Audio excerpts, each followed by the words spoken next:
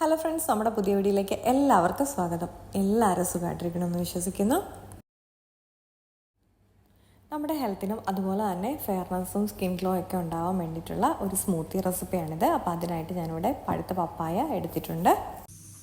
ഇപ്പോൾ നമ്മൾ സ്ലൈസ് ചെയ്ത പപ്പായ നമ്മുടെ ജ്യൂസ് അടിക്കാനുള്ള ജാറിലേക്ക് ഇട്ട് കൊടുത്തിട്ടുണ്ട്. നമുക്കിനി ഇതിലേക്ക് ഒരു ചെറിയ കഷ്ണം ഇഞ്ചി ഇട്ട് കൊടുക്കാം.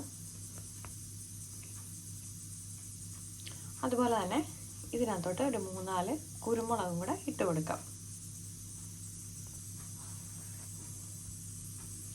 ഈ സമയത്ത് ഇതിലേക്ക് കുറച്ച് ഐസ് ക്യൂബും കൂടെ ഇട്ടിട്ട് നമുക്കിതൊന്ന് അടിച്ചെടുക്കാം. നമുക്ക് ഓൾറെഡി ഈ പപ്പായ നല്ല പഴുത്ത നല്ല മധുരം ഉള്ളത് കൊണ്ടാണ് ഞാനിപ്പോൾ പഞ്ചസാരയൊന്നും ആഡ് ചെയ്യാത്തത്. മധുരം വേണമെന്നുണ്ടെങ്കിൽ നമുക്ക് ഈ സമയത്ത് പഞ്ചസാര ആഡ് ചെയ്ത് കൊടുക്കാം. ഇപ്പം നമ്മുടെ പപ്പായ ഇവിടെ നന്നായിട്ട് അടിച്ചെടുത്തിട്ടുണ്ട്.